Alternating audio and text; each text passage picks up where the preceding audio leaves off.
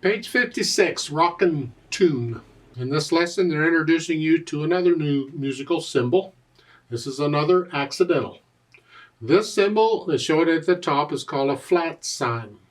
You can probably guess what it does, because the sharp sign went up a half step, well, the flat sign goes down.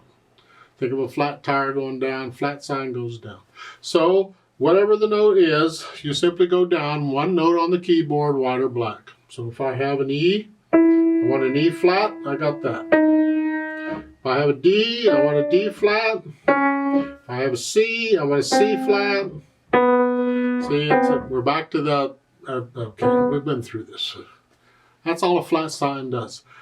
The rule for the flat sign is the same as the sharp. It applies from that point on and the rest of the measure for that staff. Okay.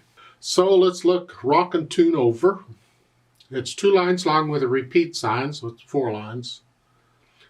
Treble and bass clef, 4/4 time signature. I see quarter notes, half notes, dotted half notes, and whole notes. We've had all that.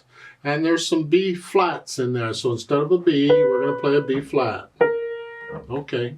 Right hand first, let's make sure we got the notes and the rhythms here. We're thumb here, it puts us in this position. And even though we have B flats in here, the position is here. And then when I need a B flat, I'm just going to use the same finger on the B. It's just come up here. It's going to do both. It doesn't always work in music, but that's the way we're doing it for now. So it's here. And I assume you know these notes. 1, 2. And then a B flat. Go through and get the notes and the rhythms. I assume you know the names of the notes in the music. Did I say that before? I can't remember. But it's important you know them. Left hand, we have the G and the D, so we're here. I've had this a few times, and the C, and that's tied, so you can hold that down for 8 counts. Won't that be fun? So much for the left hand. Put them together, we're here. And then here. And then here. The left hand's tied. And then you go on. So you put them together, the hands together. Get rid of the hesitations, and like everything else we've had so far in the book, you should be able to play this without looking at the keys. When we go from a white key to a black key, whatever it is, you want to be able to feel that distance, that feeling of where those keys are in relation to each other. So you can move your finger there without having to look. You might have to look at first. That's okay. But you want to get to where you don't have to look. You just know where it's just up a little and down a little. And for the sharp we had before, it's up a little here. You can feel these. It's important. And once I have all that stuff, then I think of the articulation. Here, they give you the phrases.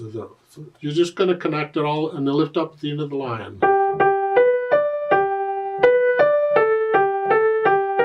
Lift up. It's like taking a breath. The left hand, you just play it. That's the best you can do.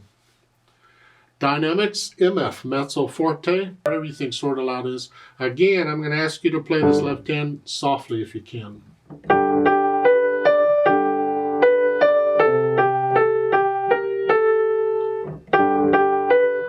Keep the left hand really. How soft can you play the left hand? Exaggerate it if you have to. We want to get that feeling of playing one hand louder and softer. You keep just doing that drill with what each hand loud or soft, or take turns of which is which until you get the idea. It'll take a bit, but you'll get it if you keep working at it.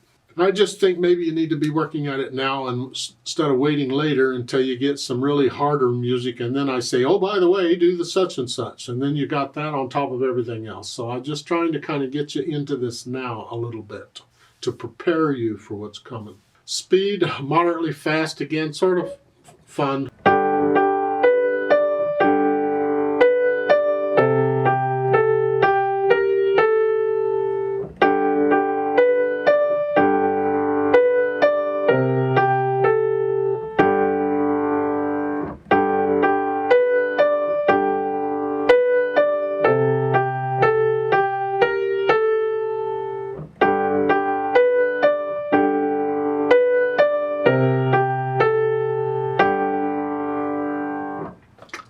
couple minor little things, just to check and make sure. On this right hand, when you're playing it, you're connecting it all the way through. The left hand, you can't connect, you gotta come up. So don't lift up in the right hand because you had to lift up in the left. No, please don't do that. Keep the right hand connected. I'm lifting up here because I got to, and I'm connecting that. At the end of the line, at the end of the phrase, you can lift both hands up because it's the end of the phrase, like taking it, and then, so make sure you connect the right hand even though you can't connect the left. Natural accents, 1, 2, 3, 4.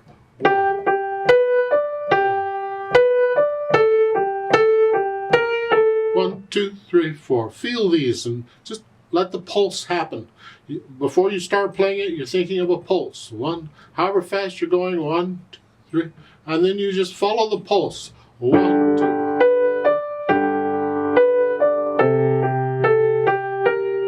1, 2, 3, 4. You start feeling the music. Then on top of all that, if you're really feeling the music, if you feel it getting a little louder and softer, the melody, do it. Because they only give you the MF. You don't have to play it exactly that all the way through. You're in that area. You can get a little louder and softer if you feel it. That's interpretation. Let's play this very slowly, mechanically, not interpreting it, just checking notes and rhythms. I'll give us 4 counts. And we will do the repeat. 1, 2, ready, go. 2.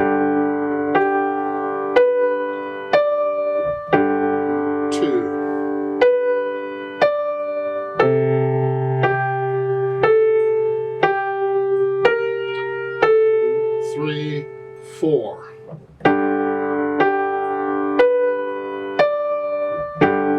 2.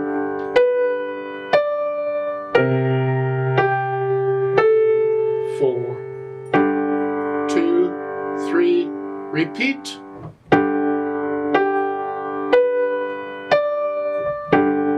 2,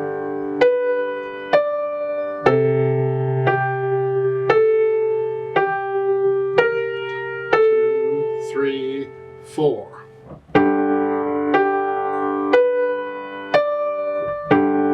2,